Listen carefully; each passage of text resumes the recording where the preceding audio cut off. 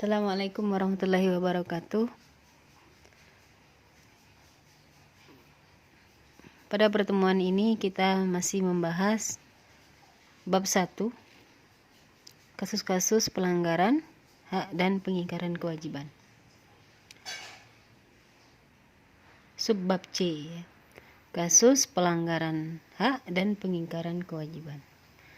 Pekan lalu kita juga sudah membahas mengenai makna hak warga negara, makna kewajiban warga negara, kemudian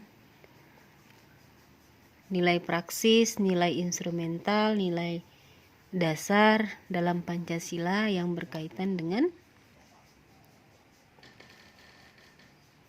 hak dan kewajiban warga negara. Nah, selanjutnya kita masuk subbab C ini. Pada subbab C ini kita akan mengetahui apa-apa saja yang menjadi penyebab pelanggaran hak dan pengingkaran kewajiban warga negara. Kita mengetahui bahwa pelanggaran hak warga negara itu terjadi ketika warga negara tidak dapat menikmati atau memperoleh haknya sebagaimana yang ditetapkan oleh undang-undang. Pelanggaran hak warga negara adalah akibat dari adanya pelalaian atau pengingkaran terhadap kewajiban, baik yang dilakukan oleh pemerintah maupun oleh warga negara itu sendiri. Misalnya kemiskinan yang menimpa masyarakat Indonesia, sebagian masyarakat Indonesia. Kemiskinan ini bisa jadi disebabkan oleh program pemerintah dalam hal pembangunan tidak berjalan sebagaimana mestinya, atau juga bisa disebabkan oleh perilaku warga negara itu sendiri yang tidak mempunyai keterampilan, keahlian, skill ya, sehingga sulit mendapatkan pekerjaan yang layak. Maka oleh sebab itu, anak-anak semua, kelak Anda mau jadi apapun gitu ya, maka milikilah minimal satu saja keahlian atau keterampilan. Contoh keahlian itu di bidang kuliner misalnya, atau di bidang perniagaan gitu ya. Di bidang pertanian gitu ya, hanya sekedar menanam apa gitu ya, menanam cabai dan seterusnya gitu ya. Atau di bidang pendidikan, edukasi ya, sambil kuliah misalnya, sambil les privat anak SD misalnya seperti itu ya. Sambil kuliah misalnya sambil jualan PMP gitu ya, sambil jualan kuliner Indonesia ini kan begitu banyak ya. Jualan, ada yang sekarang ini jualan online gitu ya, sebetulnya boleh-boleh saja gitu, silahkan saja, asal apa yang menjadi tugas kita yang paling utama, belajar itu tidak terganggu gitu. Silahkan saja gunakan waktu luang sebanyak-banyaknya untuk meningkatkan kualitas diri ya. Keahlian itu salah satu meningkatkan kualitas diri ya. Atau yang punya keterampilan misalnya yang muslim ya, misalnya punya keterampilan menghafal Quran gitu ya, itu keahlian juga ya. Banyak sekarang ini perguruan-perguruan tinggi itu menawarkan beasiswa full gitu ya bagi penghafal Quran. Jadi dia kuliah tuh enggak bayar gitu kan.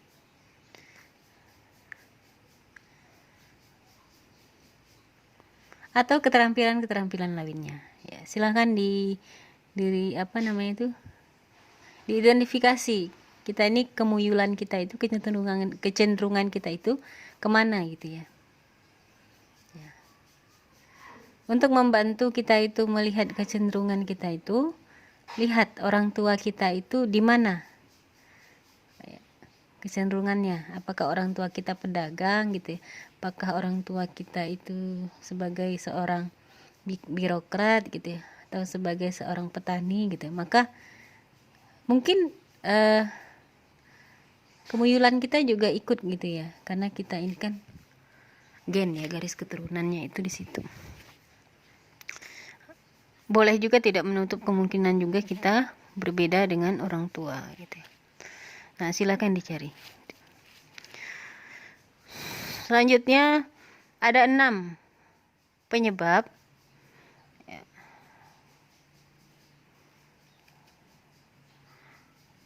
pelanggaran hak dan pengingkaran kewajiban. Ada 6 faktornya. Yang pertama, sikap egois dan terlalu mementingkan diri sendiri. Yang kedua, rendahnya kesadaran berbangsa dan bernegara. Pelanggaran faktor ketiga, sikap tidak toleran. Keempat, penyalahgunaan kekuasaan. Kelima, ketidaktegasan aparat penegak hukum.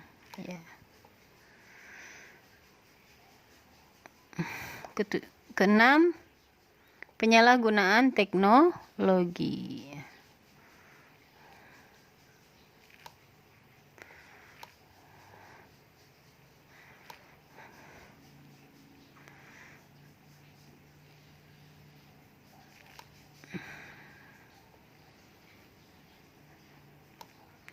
Mari kita lihat penjabaran satu-satu gitu ya. Kasus pelanggaran hak warga negara ya, ini poinnya adalah hanya pada pelanggaran hak warga negara. Kalau tadi gambaran secara umum, kalau ini pelanggaran haknya saja.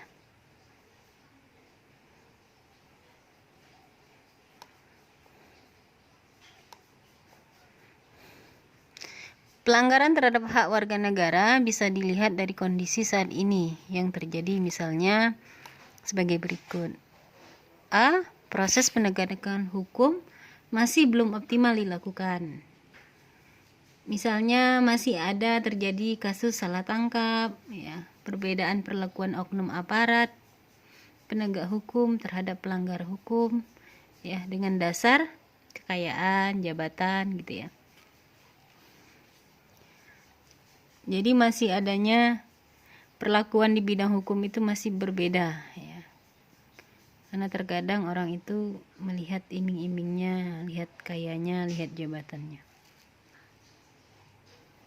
Padahal sesungguhnya di dalam Undang-Undang Dasar Negara Republik Indonesia tahun 1945 pasal 27 ayat 1 itu menyatakan bahwa segala warga negara bersamaan kedudukannya di dalam hukum dan pemerintah, dan wajib menjunjung hukum dan pemerintah itu dengan tidak ada kecualinya.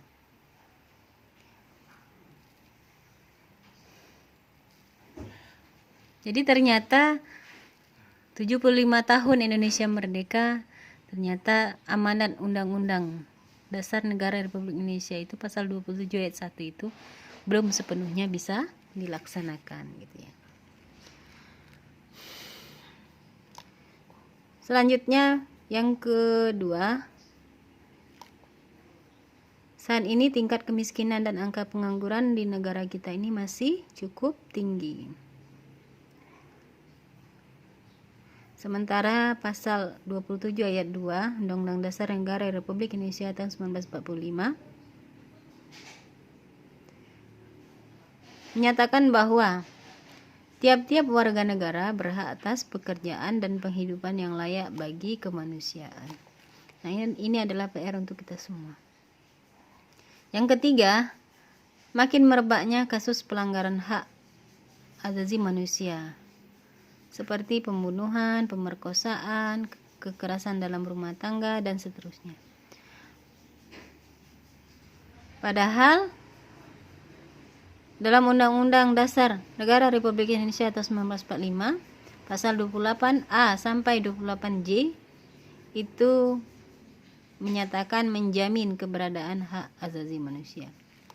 Yang keempat, masih terjadinya tindak kekerasan mengatasnamakan agama. Misalnya penyerangan terhadap tempat peribadatan. Padahal di pasal 29 ayat 2 Undang-Undang Dasar Negara Republik Indonesia tahun 1945 menegaskan bahwa Negara menjamin kemerdekaan tiap-tiap penduduk untuk memeluk agamanya masing-masing dan untuk beribadat menurut agama dan kepercayaannya itu. Yang kelima, angka putus sekolah yang cukup tinggi mengidentifikasikan belum terlaksananya sepenuhnya Amanat Pasal 31 Ayat 1 Undang-Undang Dasar Negara Republik Indonesia tahun 1945 yang menyatakan bahwa setiap warga negara berhak mendapatkan pendidikan. Keenam, pelanggaran hak cipta. Misalnya peredaran VCD, DVD, bajakan, dan seterusnya.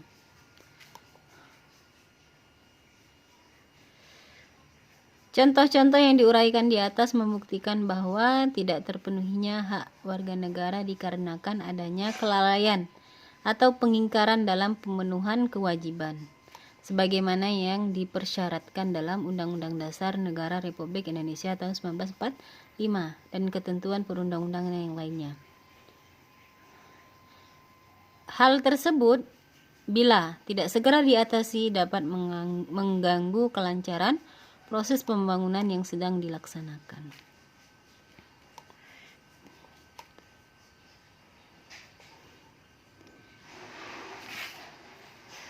Jadi kita mengharapkan setelah 75 tahun Indonesia merdeka gitu ya, kalau usianya manusia itu 75 tahun itu sudah umuran kakek-kakek gitu ya.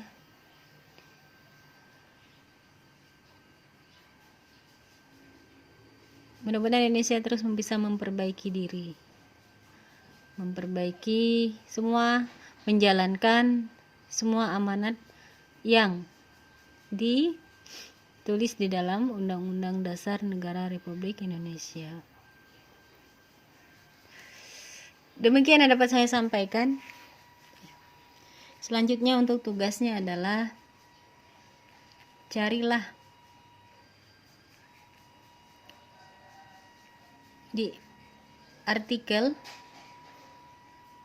apakah itu artikelnya bersumber kepada media online ataupun non online gitu ya, mengenai kasus, contoh kasus pelanggaran hak ya, bukan kewajiban ya, contoh kasus pelanggaran hak warga negara di Indonesia.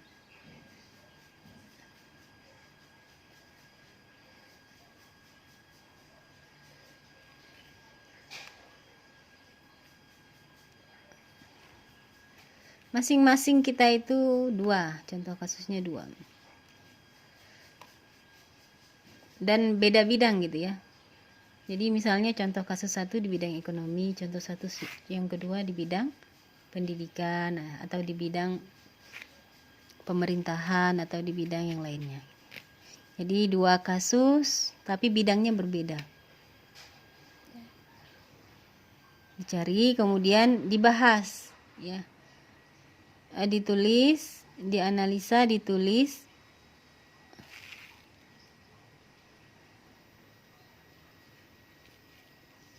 kasus tersebut dan kaitkan dengan Pancasila. Kasus itu tidak sesuai dengan sila keberapa gitu ya. Dan kaitkan juga dengan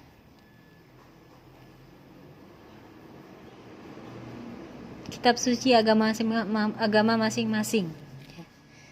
Misalnya di dalam Islam itu kasus ini tidak sesuai dengan Al-Quran ayat keberapa gitu dan seterusnya. Apakah ada kaitan kasus ini dengan ayat dengan Al-Quran ayat keberapa gitu. Dan begitu juga agama Islam gitu. Kaitkan dengan kitab suci masing-masing. Kemudian bagaimana solusinya? Jadi dari kasus itu apa solusi yang Anda tawarkan? Nah, siapa yang bertanggung jawab untuk mengatasi hal itu? Apakah pemerintah, apakah masyarakat? Dan bagaimana bentuk tanggung jawab pemerintahnya dan bagaimana bentuk tanggung jawab masyarakatnya?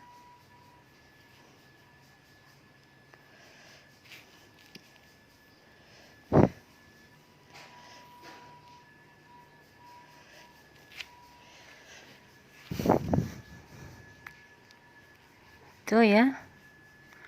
Jadi ada tugasnya, studi kasusnya ada 2 kasus ya. Demikian yang dapat saya sampaikan. Saya akhiri. Assalamualaikum warahmatullahi wabarakatuh.